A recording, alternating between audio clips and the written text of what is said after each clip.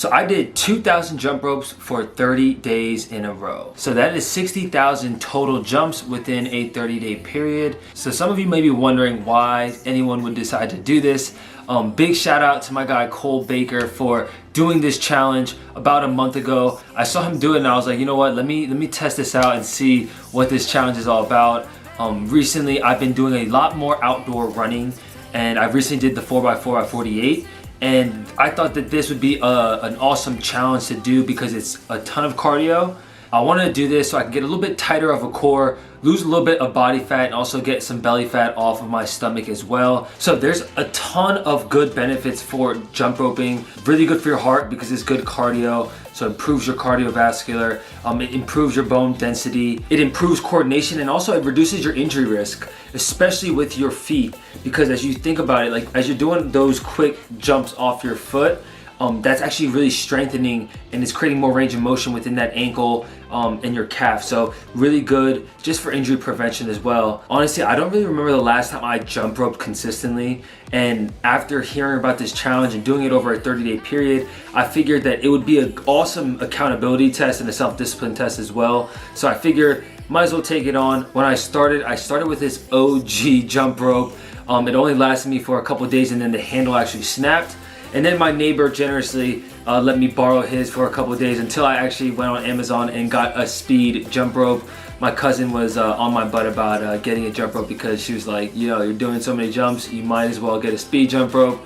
And I will say I have another video about speed jump ropes that you guys should check out right here.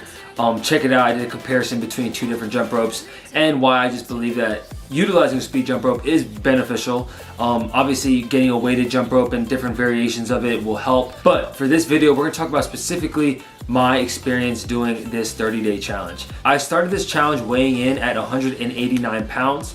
I had about 15% body fat on the first day I started doing the jump ropes. Honestly, when I first started this, I was like, oh, 2,000, it's not that much. But when you start doing these jumps, the jumps start to add up, especially as you're doing this over a 30-day period. Your first couple days, your body definitely gets used to doing the consistent repetition.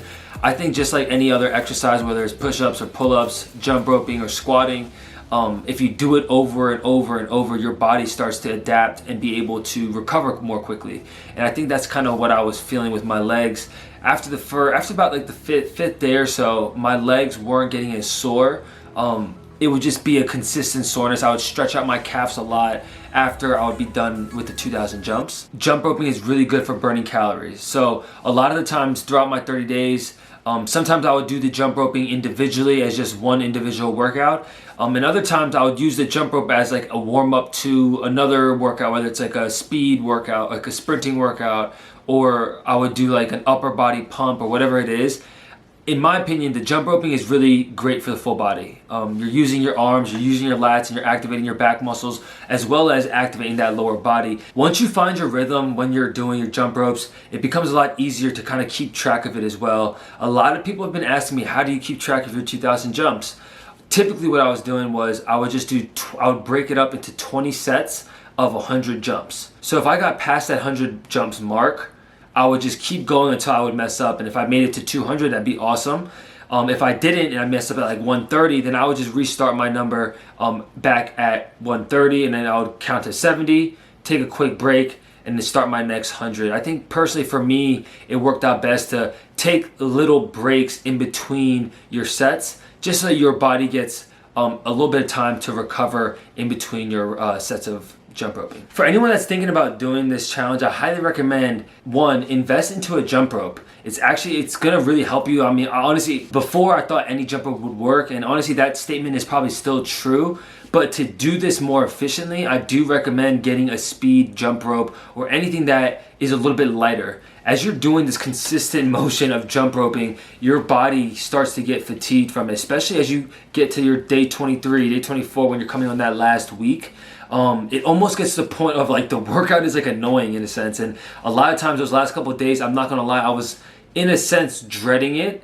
And I was just like, damn it, obviously I know I was gonna do it, but coming in between those days when your body's sore and it's just becoming tedious because you're doing the same exact thing over and over, it can be a little bit annoying. So with that being said, getting a jump rope that is a little bit lighter it actually might help you throughout this challenge to get it done more quickly. So on day 30, I weighed in at 193 pounds and I had roughly right around 13% body fat. So I dropped roughly 2% body fat throughout this 30-day challenge. I think part of that was my diet, and I was also working out as well. So I'm not gonna say that this was completely from the jump roping, because as you guys know, jump roping, this challenge takes about 20 minutes or so. So it gives you a lot of opportunity to do other workouts as well. I think in general, jump roping is a great exercise. For me, it wasn't enough to just do that by itself. So I did incorporate other workouts in terms of my lifting routine and my other cardio routines that I do. There's two big takeaways that I got from doing this challenge, and also just seeing my body and how it transformed over that 30-day period.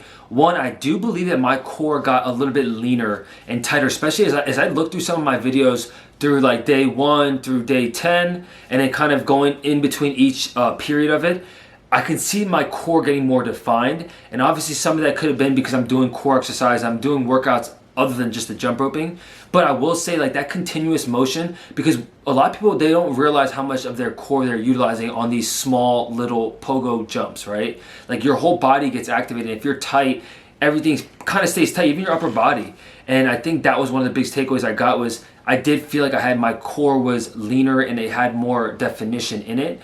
Secondly, the injury prevention, especially in my lower body with my ankles and my calves, really held up strong. I go on hikes on a good amount, and typically when I go on hikes, I'm going in like tennis shoes, which hikers out there, you're probably like, yo, you need some hiking boots.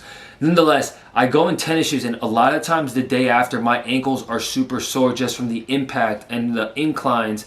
But since I've been doing this challenge, honestly, like, I went hiking 4 days ago, and like I had very little issue the next day with my ankles or my calves or any of my lower body. And I think a big part of that has been me doing this 30-day challenge of 2,000 jumps a day. I think it's just built that muscle memory, that constant motion of just hitting off the ground. And I think it's helped with my lower body and just with injury prevention. So that's the video here for today. Honestly, I really recommend anyone out there, if you're thinking about getting back into jump roping, or if you need something to do when you're stuck at home and you want to get a little bit of cardio in but you hate running, I highly recommend jump roping. It's really good for cardio. It's very portable. You can bring your rope anywhere you go, and honestly, you don't need much room. You can do this anywhere. You can step outside your house. You can do it in your house if you have ceilings high enough. But it's one of those exercises that it's portable and you can do it anywhere. So there's really no excuse not to try it out. And don't start with 2,000 if you're a little bit uncomfortable doing that. Maybe starting with 500 or even 1,000. But if you are a savage, start with 2,000, get after it, and document your process, because I think you're going to see a lot of changes in your body and how you feel physically and mentally. Well, that's the video. I appreciate you guys watching. If you guys liked the video, make sure you smash that like button. If you're new around here, make sure you subscribe to the channel. Don't forget to hit that bell icon so you guys can get notified when I push out my next video. Until next time, I will see you later.